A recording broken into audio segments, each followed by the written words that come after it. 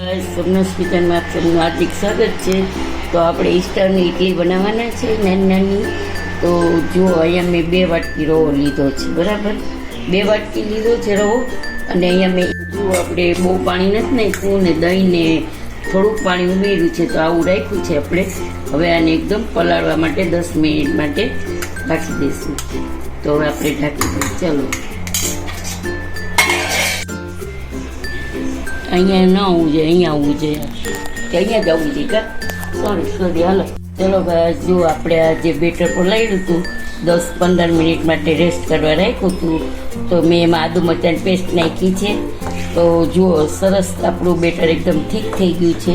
તો હવે આપણે એમાં નિમક નાખી દઈશું, સ્વાદ અનુસાર નિમક નાખીશું, પછી ચલાવી લઈશું ખૂબ સરસ રીતે મિક્સ કરી। અને પછી અહીંયા મેં સ્ટીમર મૂકી દીધું છે સ્ટીમ કરવા માટે। તો જોઈ શકો છો તમે, મેં અહીંયા ગેસ ઓન કરી દીધો છે અને અહીંયા ઓઇલ લગાવીને આ જારી રેડી રાખી છે, એટલે આપણે તરત જ મૂકવા માંડવાની નાની નાની ઇડલી બનાવવી।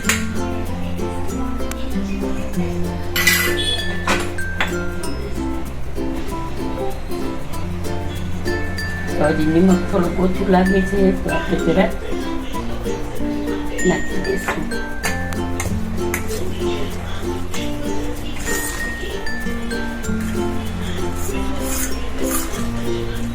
રવો 2 વાટકી હોય તો પાણી છે ને, છાશ 1 વાટકી ને 1 વાટકી પાણી નાખવાનું, પછી જોઈને એ પ્રમાણે નાખતા જવાનું। મારે થોડુંક ઢીલું થઈ ગયું હતું, તો મારે થોડોક રવો પાછો ઉમેરવો પડ્યો।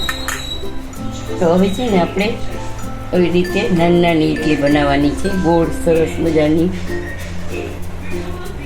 જો હવે આવી રીતે સ્ટીમ કરવા મૂકી દેવાની છે। થોડો ઓઇલવાળો હાથ કરી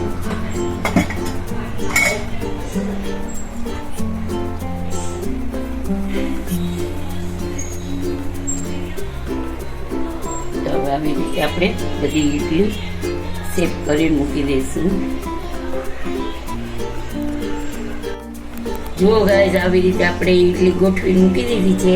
તો હવે સ્ટીમ કરવા માટે રાખી દઈશું 5-10 મિનિટ।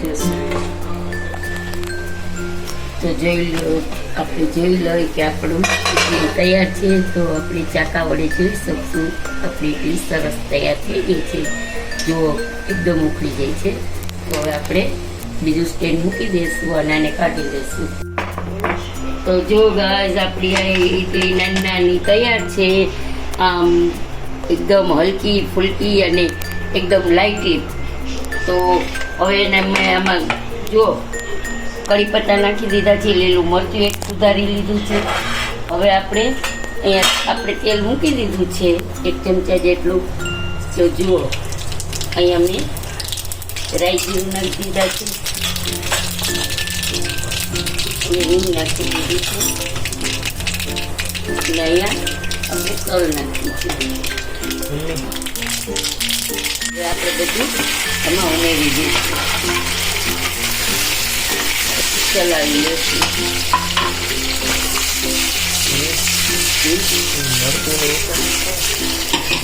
પછી આપણે એમાં છે ને લાસ્ટમાં સાંભાર મસાલો નાખશું। આમાં આદુ મરચાં નહીં ખાતી એટલે બહુ પછી તીખું થશે ને તો નહીં મજા આવે, એટલે આજે મોરું અને એકદમ લાઇટ ખાવાનું બધાની ઈચ્છા હતી, તો આપણે આવી રીતે બનાવ્યું છે। તો જોઈ શકો છો કે નાની નાની ઇડલી છે, અને એમાંથી પછી બહુ લાગતી હતી ઇડલી, એટલે પછી મેં એના ઢોકળું મૂકી દીધું છે।